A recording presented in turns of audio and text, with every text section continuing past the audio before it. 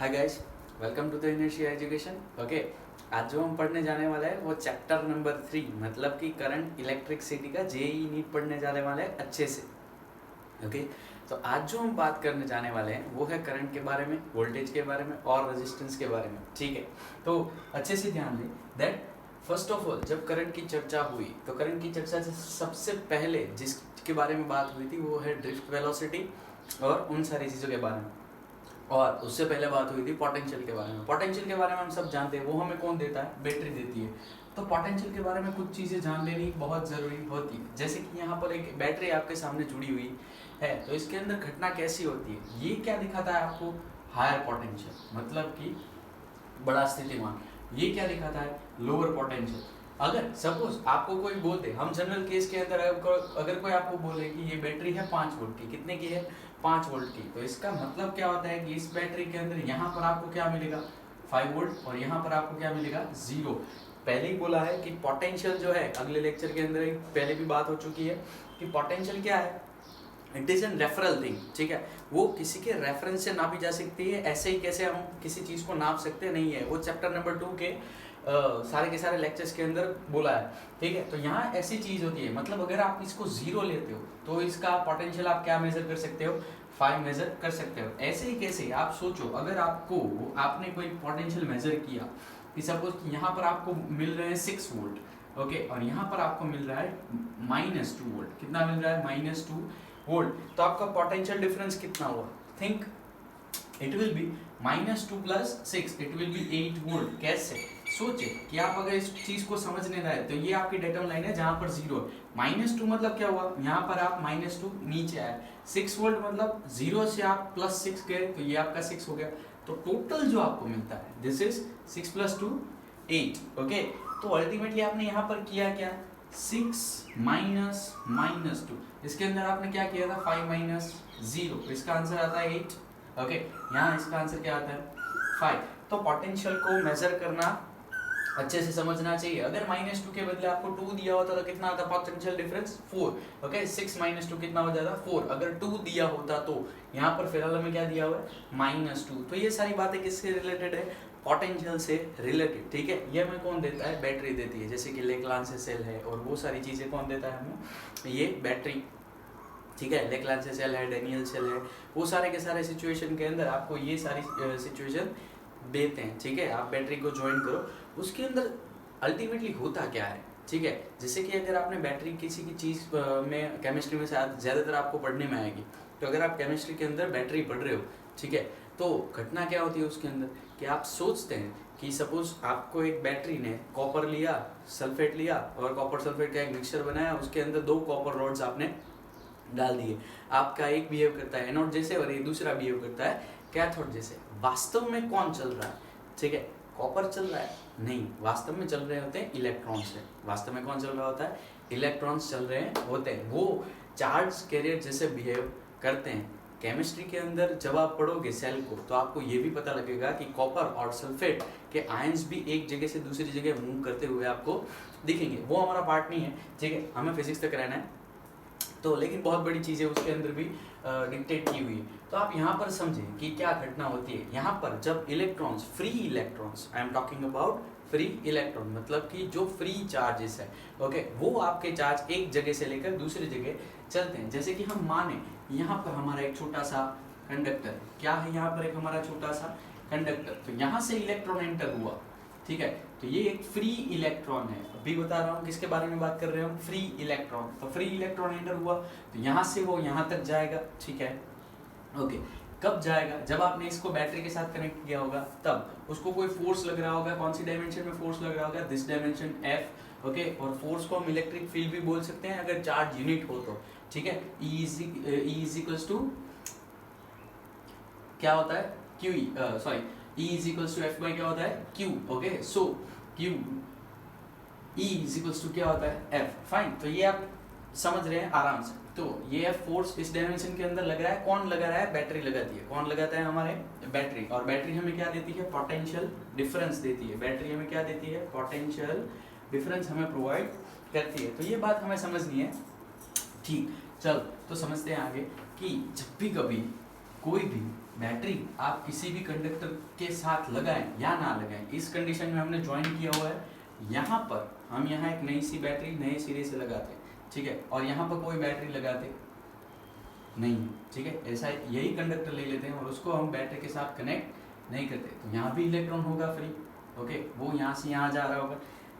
ताकि ज़्यादातर प्रॉब्लम ना आए तब हम क्या करते हैं, इसको ऐसे ले लेते हैं जैसे एक पॉजिटिव चार्ज मूव कर रहा है। रियलिटी में पॉजिटिव चार्ज मूव करता नहीं है, रियलिटी में कौन मूव करता है, नेगेटिव चार्जेस। एक जगह से दूसरी जगह कौन ले जाता है करंट को, नेगेटिव चार्जेस, और वो भी कैसे, फ्री, मतलब कि इलेक्ट्रॉन्स दौड़ रहे होते हैं यहाँ से वहाँ से यहाँ, ऐसे, ओके। पॉजिट्रॉन दौड़ते नहीं है, लेकिन माना जाता है कि जितने इलेक्ट्रॉन्स यहाँ से यहाँ जाते हैं उतने ही पॉजिट्रॉन्स यहाँ से कहाँ जा रहे हैं, यहाँ, ऐसा माना जाता है। तो जब इलेक्ट्रॉन्स के लिए करंट की डायरेक्शन हम मेजर करते हैं, ठीक है, जैसे कि हम करंट इस डायरेक्शन में नाप रहे होते हैं, तो इलेक्ट्रॉन वास्तव में कहाँ दौड़ रहे होते हैं, उस डायरेक्शन में, उल्टी दिशा में, ठीक है। यहाँ पर कौन दौड़ रहा होता है, करंट आई। अब सपोज इसके अंदर तो पोटेंशियल डिफरेंस है नहीं, ओके, तो सिचुएशन क्या रहती है, इसके अंदर पोटेंशियल डिफरेंस है, तो यहाँ का इलेक्ट्रॉन है वो क्या दौड़ता नहीं होगा, नहीं दौड़ता है, वो भी ड्रिफ्ट वेलोसिटी करता है, लेकिन उसकी घटना किस टाइप से होती है, वो यहाँ से दौड़ता है ऐसे, सपोज दौड़ा, और आखिर में क्या होता है, यहाँ आकर वापस रुक जाता है, उसका नेट डिस्प्लेसमेंट, ओके, उसका नेट डिस्प्लेसमेंट क्या हो जाता है, डी जीरो, ओके। यहाँ क्या घटना होती है, जब वो दौड़ता है किसी भी तरह से टकरा के यहाँ पहुँचता है, तो उसका नेट डिस्प्लेसमेंट कुछ होता है, क्योंकि उसके ऊपर एक फोर्स लगता है, तो वो नेट डिस्प्लेसमेंट यहाँ पर होता है, स्पीड उसकी बहुत ज़्यादा होती है, 10⁻⁴ to 10⁻⁵ मीटर पर सेकेंड के अंदर उसकी स्पीड ज़्यादा, धड़म धड़म दौड़ते रहते हैं यहाँ से बाहर। लेकिन यहाँ हम जो मेजर करते हैं वो क्या मेजर करते हैं, इट इज़ द डिस्प्लेसमेंट, मतलब छोटी सी जगह है जो हम मेजर के अंदर, कैलकुलेशन के अंदर लेते हैं, ठीक है। यहाँ पर नेट डिस्प्लेसमेंट जीरो, यहाँ पर नेट डिस्प्लेसमेंट जीरो होता नहीं है। अब जो नेट डिस्प्लेसमेंट जीरो नहीं होता, ओके, और इतना डिस्टेंस जो उसने कट किया है उसको बोला जाता है लैम्डा, उसको बोला जाता है लैम्डा, ओके। और ये जो वेलोसिटी पर यूनिट टाइम मिलता है, ओके, उसको बोला जाता है ड्रिफ्ट वेलोसिटी, उसको बोला जाता है ड्रिफ्ट। अब ऐसा क्यों बोला जाता है, जब इलेक्ट्रॉन्स जो होते हैं, ओके, छोटा सा कॉन्सेप्ट समझते हैं कि जब इलेक्ट्रॉन्स होते हैं वो कंडक्टर के अंदर भरे पड़े रहते हैं। सपोज आप कॉपर ले लो, 1 ग्राम कॉपर ले लो, तो उसके अंदर हमारे गुजराती में कहावत है आवड़ो गांडो number, okay, it is called as Avogadro number ultimately. तो इतना बड़ा जो नंबर है 6.023 × 10⁻23, तो इतनी बड़ी संख्या में 1 ग्राम कॉपर के अंदर फ्री इलेक्ट्रॉन्स होते हैं। एक कॉपर +2 के अंदर कन्वर्ट हो गया तो मल्टीप्लाई बाय 2, ओके, इतने ज़्यादा इलेक्ट्रॉन्स यहाँ पर ऐसे दौड़ रहे होते हैं, बहुत बड़ी संख्या होती है, ठीक है। तो उसका नेट डिस्प्लेसमेंट जीरो होता है। जैसे ही अगर कोई कंडक्टर जो है वो नॉर्मल टेम्परेचर पर पड़ा रहता है, कहाँ पर, एज ए नॉर्मल टेम्परेचर पर, तो क्या घटना होती है, तो ये माना जाता है कि उसका नेट डिस्प्लेसमेंट जीरो रहता है। इसका मतलब ये नहीं है कि वो दौड़ नहीं रहे होते, नहीं, वो दौड़ते हैं, ब्राउनियन मोशन करते हैं, लेकिन नेट डिस्प्लेसमेंट क्या माना जाता है, जीरो।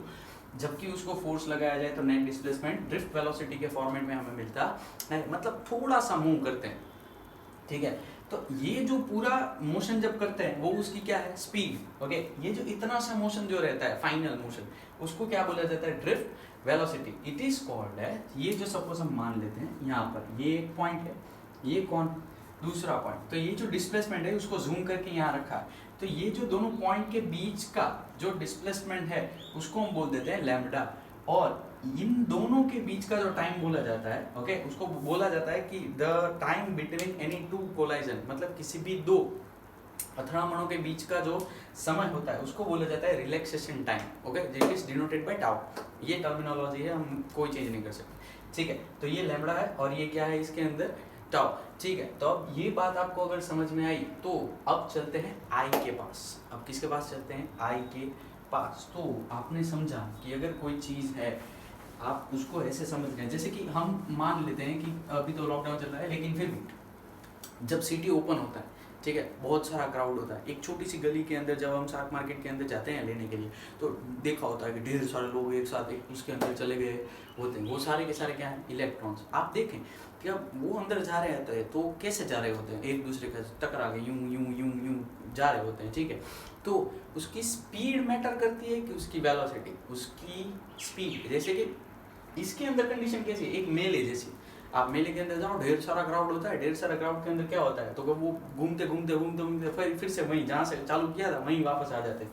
यहाँ पर क्या होता है, शार्क मार्केट जैसी कंडीशन है, टकराते लेकिन कहीं तो पहुंचे, ठीक है। तो वो डिस्प्लेसमेंट मैटर करता है।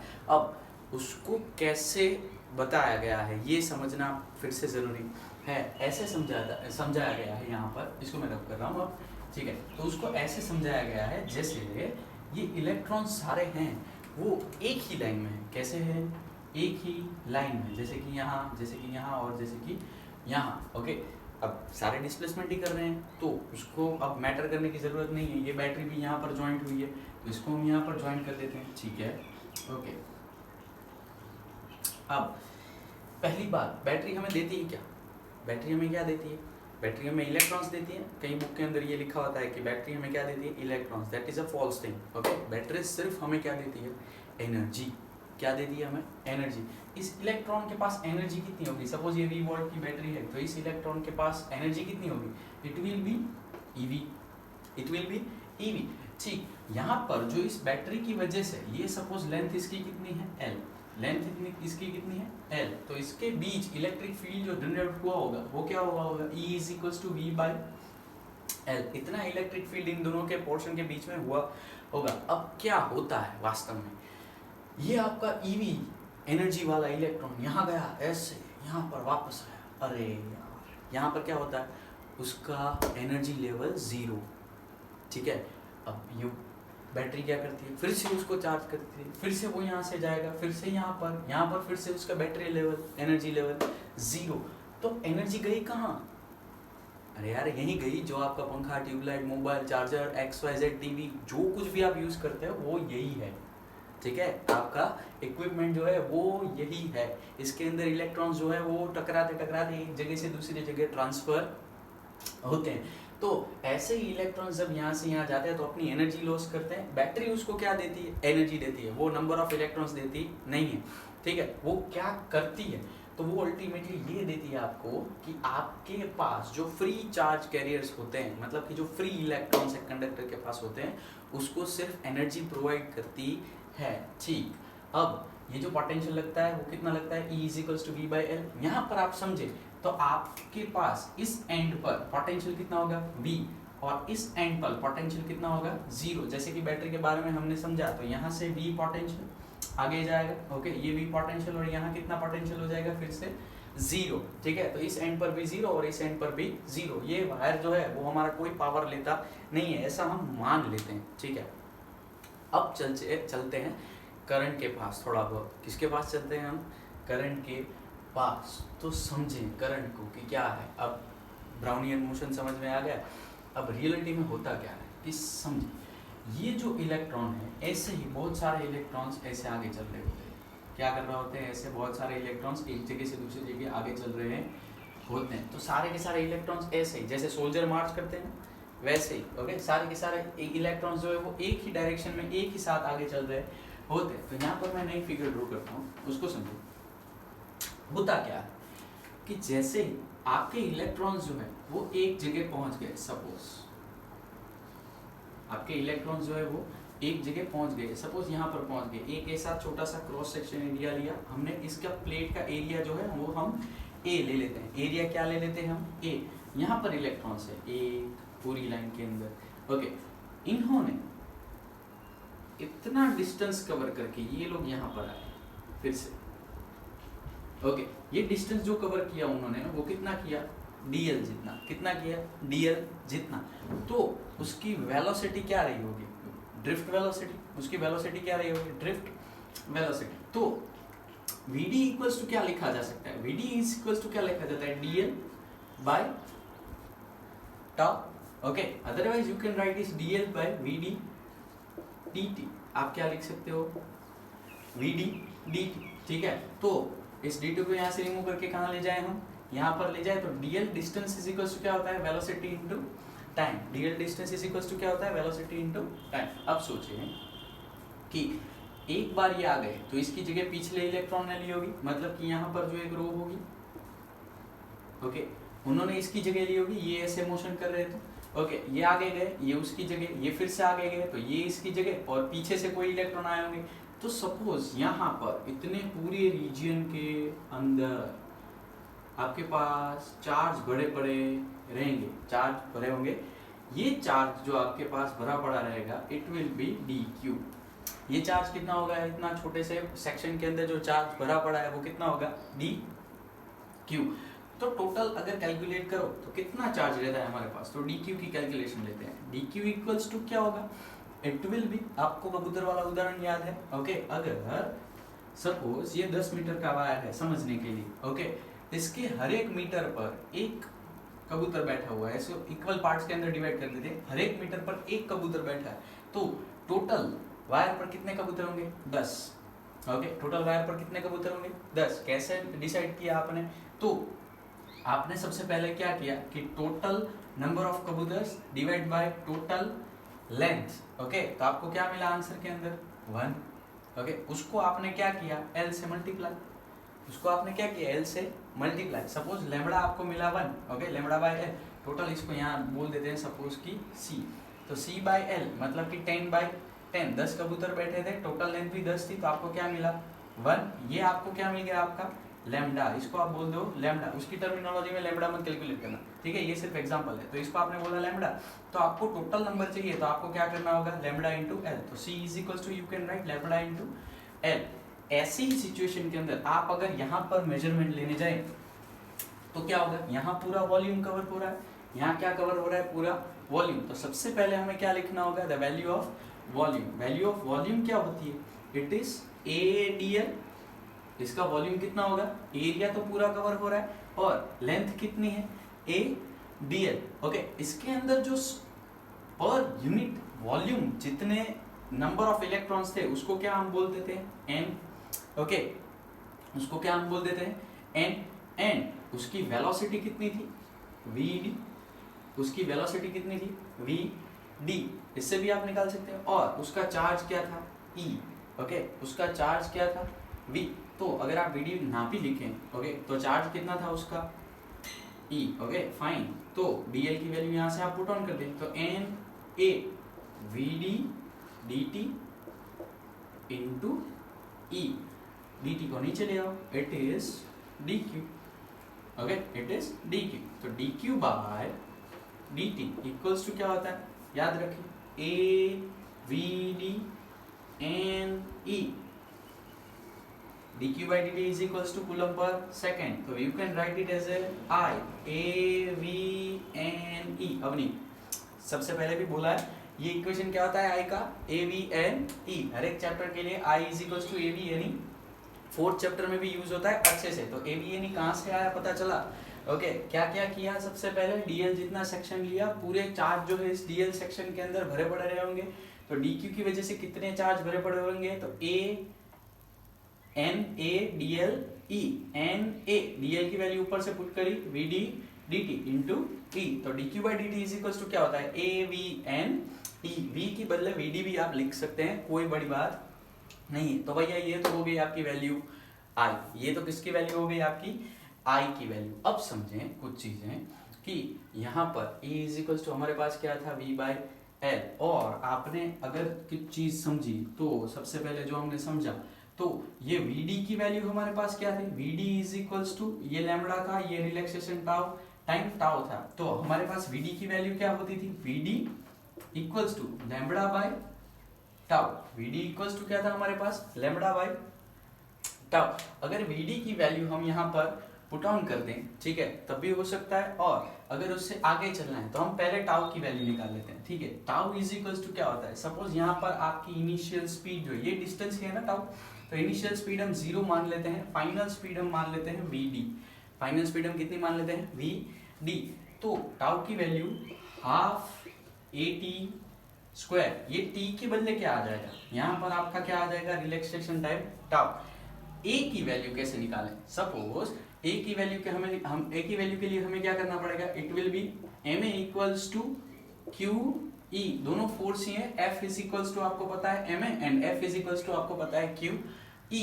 अब यहाँ हम इलेक्ट्रॉन यूज कर रहे हैं, क्या यूज कर रहे हैं? इलेक्ट्रॉन। तो हियर ma इक्वल्स टू क्या हो जाएगा? E माइनस में आएगा, लेकिन हम पॉजिट्रॉन यूज कर रहे हैं तो हम क्या लेंगे? Positive electron, so it will be positive E। तो A इज इक्वल्स टू क्या होगा? EE by M। A is equals to क्या होगा? EE by M। तो इसके अंदर आप पुट कर दो तो आपकी वैल्यू क्या हो जाएगी? 1/2 EE बाई M तो स्क्वायर। इसकी वैल्यू आप अगर यहाँ रख दें, ठीक है, तो VD की वैल्यू आपको क्या मिलेगी? सब कुछ it is half EE by M। एक निचला टाउ और एक ऊपला टाउ, ये हो गया कट। तो आपको क्या मिला? It is 1/2 EE by M into tau. इस वैल्यू को आप अगर यहाँ रखें, ठीक है, तो समझे कि क्या सिचुएशन होती है। तो इट इज A, V की वैल्यू हमने निकाली, it will B 1/2 EE by M into tau into E। ठीक, अब E की वैल्यू क्या है? V by L। E की वैल्यू हमारे पास क्या है? V by L। तो E की वैल्यू V बाई L यहाँ पुट कर दें और E स्क्वायर हो जाएगा। तो it will B A E square tau into V by L upon क्या हो जाएगा? 2M। करेक्ट। और ये किसकी वैल्यू आई हमारे पास? करंट की वैल्यू आई I की। ओके, नाउ मुझे क्या चाहिए? V की वैल्यू चाहिए। मुझे किसकी वैल्यू चाहिए? V की। दैट अप्लाइज, अगर आपको V की वैल्यू निकालनी है तो V को मैं ही बना दूं। तो V इक्वल्स टू क्या हो जाएगा? सारी चीजें सामने, तो it will B I 2M L divide by A E square tau. ये किसकी वैल्यू आ जाएगी आपकी? V की। ये किसकी वैल्यू आ जाएगी आपकी? V की। इसको थोड़ा ऊपर लिख देते हैं ताकि हमें देखने में आसानी हो, ठीक है। तो सोचें, फिर से यही वैल्यू ऊपर लिख रहा हूं। ओके, V इक्वल्स टू क्या होगा हमारे पास? V equals to I M L into 2 upon A E square tau. Okay, अब सोचिए कि इस I को अगर मैं नीचे यहां पर ले आऊं, ओके, और इसको रब करता हूं,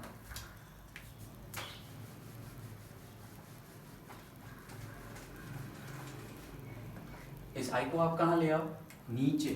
तो V by I equals to क्या होगा? M L 2 upon A E square tau. Okay, ये सारे टर्म्स आप सोचें तो इसको आप क्या लिख सकते हैं? V by I equals to R। What is this? Ohm's law. ये क्या हो जाएगा आपका? Ohm's law. समझ में आई बात? तो V by I equals to R ऐसे तैसे ही निकाला गया नहीं है। इट इज R की वैल्यू आप देखें तो ये क्या होती है? 2ml A E square tau. ये बात आपको बेसिकली समझनी चाहिए। अब रेजिस्टेंस मिल गया, ठीक है। ओम ने ऐसे ही जैसे तैसे ये लॉ दिया नहीं था। आपका पूरा कंडक्टर के जो दो छोर होते हैं उन दो छोर के बीच में ही इन कंडक्टर की वैल्यूज जो है वो वहां पर लिखी जाती थी, ठीक। अब आर के बारे में थोड़ी चर्चा करते हैं। तो आर की वैल्यू हमारे पास क्या आती है? ये वाली आर। उसके ऊपर से हम नोट करें तो आर इक्वल्स टू क्या होता है? Okay, it is 2m upon E square tau into L upon A। Correct. Okay, तो 2m E square tau L upon A, इसको हम बोल देते हैं रेजिस्टिविटी रो। इसको क्या बोला जाता है? Resistivity rho. Rho into L upon A equals to क्या होता है? R। ये टर्म्स कभी चेंज नहीं होते, ठीक है। आप रिलैक्सेशन टाइम ले लो, वो कभी चेंज नहीं होता, क्योंकि ड्रिफ्ट वेलोसिटी कभी भी, जब आपने पोटेंशियल अप्लाई कर दिया हो, एक फोर्स अप्लाई कर दिया हो, तो वो चेंज हो पाती नहीं है, ठीक है। उसको हम कांस्टेंट मान लेते हैं। तो 2m E square tau equals to क्या हो जाता है? रो। तो R इक्वल्स टू क्या हो जाता है? रो L अपॉन A। ये सारी बातें समझ लेनी है। तो समझें कि R is directly proportional to क्या होता है? L upon A। R is directly proportional to क्या होता है? L upon A। मतलब कि अगर ए को कांस्टेंट कर दिया जाए, ठीक है, तो R is directly proportional to L, मतलब कि जितनी लंबाई ज्यादा, ठीक है, जितनी लेंथ ज्यादा उतना आर कैसा होगा, बड़ा, उतना आर कैसा होगा, बड़ा। इससे एग्जैक्ट विपरीत, जितना एरिया ज्यादा उतना आर कैसा, कम। सोचें एक चीज, ठीक है, एक बड़ी सी सड़क ले ले आप, ठीक है, उसके अंदर बहुत सारे व्हीकल्स जा रहे हैं, ठीक है, तो अब जब सड़क है तो सड़क की आप लेंथ बढ़ा दो, ठीक है, और व्हीकल्स को ऐसे ही जाने दे, तो उन व्हीकल को ज्यादा समय तक, ओके, वहां पर टकराव और उन सारी चीजों का सामना करना पड़ेगा। तो जितनी सड़क ज्यादा लंबी होगी, ओके, उसी के कॉन्सेप्ट के अंदर आपका रेजिस्टेंस भी कैसा होगा, ज्यादा। जैसे ही अगर उस सड़क के अंदर अब किसी ने प्रशासन को कंप्लेन कर दी कि भाई ये सड़क बहुत लंबी चौड़ी नहीं है, आप उसको चौड़ी बना दो, तो प्रशासन ने क्या किया, लेंथ उसकी उतनी ही रखी, लेंथ कांस्टेंट कर दी, सड़क को कैसा बना दिया, चौड़ा। तो जितना टकराव पहले होता था उतना टकराव पहले उसके बाद होगा नहीं। तो that is the main purpose, that अगर आपने एरिया बढ़ाया तो आपका रेजिस्टेंस कैसा होगा, कम, और अगर आपने लेंथ बढ़ाई तो आपका रेजिस्टेंस क्या होगा, ज्यादा, ठीक है। इसी चीज का यूज किसके अंदर किया गया है, व्हिस्टन ब्रिज के अंदर और मीटर ब्रिज के कॉन्सेप्ट के अंदर। वो क्या है, वो उसके बाद के लेक्चर के अंदर भी पढ़ेंगे, लेकिन अभी सब कुछ चीजें समझ लेते हैं कि व्हिस्टन ब्रिज और मीटर ब्रिज के बारे में जब हम बात करते हैं तो ज्यादातर क्या घटनाएं होती रहती हैं। तो आप सोचें कि क्या होता है, R इज इक्वल्स टू, अब जब भी आप कोई वायर लेते हैं तो उसका क्रॉस सेक्शन एरिया कैसा होता है, ऑलमोस्ट कांस्टेंट। तो यहां से आप देख सकते हैं कि अगर आप A constant, A equals to ले लो कांस्टेंट, तो R is directly proportional to क्या लिखा जाता है, L। R is directly proportional to क्या लिखा जाता है, L। तो अगर दो अलग अलग वायर की लेंथ ले लें, वायर का क्रॉस सेक्शन सेम है, लेंथ कैसी है, अलग अलग, तो R1 is directly proportional to क्या होता है, L1, and R2 is directly proportional to क्या होता है, L2। तो आप अगर रेशियो ले लें R1 bye R2 equals to क्या होता है, L1 बाय L2, तो क्या घटना होती है, तो रेजिस्टेंस आपका किसके ऊपर डिपेंडेंट है, L1 के ऊपर, मतलब फर्स्ट लेंथ के ऊपर, और R2 सेकंड रेजिस्टेंस क्या किसके ऊपर डिपेंडेंट होता है, L2 के ऊपर। इसी फेनोमेनन का यूज करके व्हिस्टन ब्रिज के अंदर से अननोन रेजिस्टेंस फाइंड आउट किया जाता है। बेसिक कॉन्सेप्ट क्या है, R L1, उसके अंदर एक मीटर पट्टी रहती है, फर्स्ट ऑफ ऑल आप उसको घुमाया जाता है, नल पॉइंट तक लाया जाता है, ओके, और नल पॉइंट पर लाने के बाद जो बचा रहता है वो आपका L2 होता है, जो पहले से 0 से स्टार्ट होता है वो L1 होता है, R1 आपको पता होता है, R2 आपको क्या करना होता है, फाइंड आउट करना होता है, ठीक है। ये तो बात हुई पहली। अब जो करंट के बारे में एक और बात थी जो छोटी सी बाकी रह गई है, ओके, वो हम करते हैं, जैसे कॉन्सेप्ट दौड़ाते हैं, ठीक है, छोटा सा, जैसे कि कुछ फ्लो होते हैं, जैसे कि आप फ्लूइड के अंदर स्ट्रीमलाइन फ्लो पड़े हुए हैं, तो फ्लो के अंदर क्या होता है कि सपोज ये क्रॉस सेक्शन एरिया बड़ा है, ये क्या है, क्रॉस सेक्शन एरिया बड़ा, और यहाँ पर क्रॉस सेक्शन एरिया कैसा है, छोटा। यहाँ से फिर से क्रॉस सेक्शन एरिया जो है वो इस तरह से यहाँ पर थोड़ा बड़ा हुआ है, ओके, इसको हम नाम दे देते हैं A1, इसको नाम दे देते हैं A2, और इसको नाम दे देते हैं A3। तो you can see that A1 is greater than A3 is greater than A2, यही कंडीशन है, ओके। यहाँ पर एक करंट I जा रहा है, यहाँ पर कौन जा रहा है, करंट I, ओके। तो यहाँ पर अब पोटेंशियल फिक्स है, अब पोटेंशियल कैसा है, फिक्स, ये कंडक्टर भी कैसा है, फिक्स।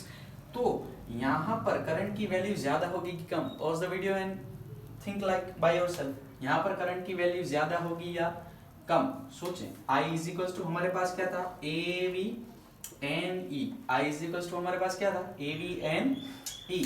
तो सोचें कि I यहाँ पर करंट कैसा होगा, एरिया कम है, तो क्या होगा, जब आप पोटेंशियल डिफरेंस बैटरी के साथ इन चीजों को ज्वाइन करते हैं, जैसे कि आपने यहाँ पोटेंशियल सप्लाई किया, ओके, तो करंट की वैल्यू जो है यहाँ से बेसिकली चेंज होती नहीं है, दिस रिमेन्स कांस्टेंट। I जो होता है वो आपका वो कैसा रहता है, कांस्टेंट। अगर आपका I कांस्टेंट हो गया तो दो पैरामीटर है जो चेंज होते हैं, ये NE चेंज कभी हो पाते नहीं है, तो ये जो इंसर्ट हुआ I ये भी चेंज हो पाता नहीं है। तो सपोज आपके पास इक्वेशन क्या बचा, दो फैक्टर वाला, AV इक्वल्स टू क्या होता है, I बाय NE, ओके, ये कांस्टेंट टर्म हो गई आपकी, ये टर्मिनोलॉजी कैसी हो गई आपकी, कांस्टेंट। तो अब आपके पास क्या होता है, तो आप कांस्टेंट टर्मिनोलॉजी के बारे में हम लिख सकते हैं A1 V1 equals to A2 V2, ये कुछ कुछ चीजें आपने अगर फ्लूइड अच्छे से पढ़ा हो तो आपको पता होता है कि ये कंटिन्यूटी इक्वेशन का ही एक छोटा सा पार्ट है। वास्तव में इक्वेशन है ρ1 a1 v1 equals to ρ2 a2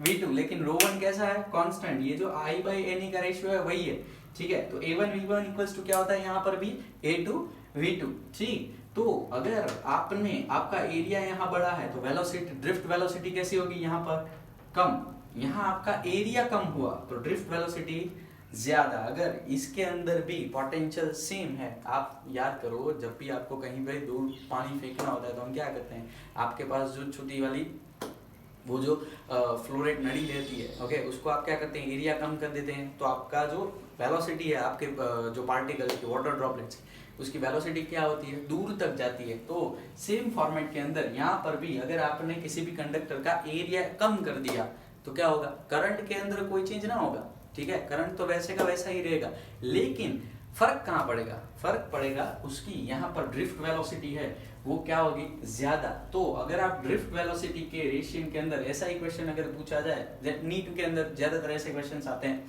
ठीक है, जेडब्ल्यू के अंदर नहीं आते, तो अगर आपको वेलोसिटी के ग्रेड्स के अंदर पूछा जाए दैट किसकी वेलोसिटी ज्यादा होगी तो क्या कंडीशन आएगी, इट विल बी v, ये इसकी वेलोसिटी को हम दे देते हैं v d1, इसको बोल देते हैं v d2 और इसको बोल देते हैं v d3। तो कंडीशन क्या रहेगी यहाँ पर समझे, तो v d2 is greater than v d3 is greater than v d1, यही आपकी बेसिक कंडीशन होनी चाहिए, ठीक है।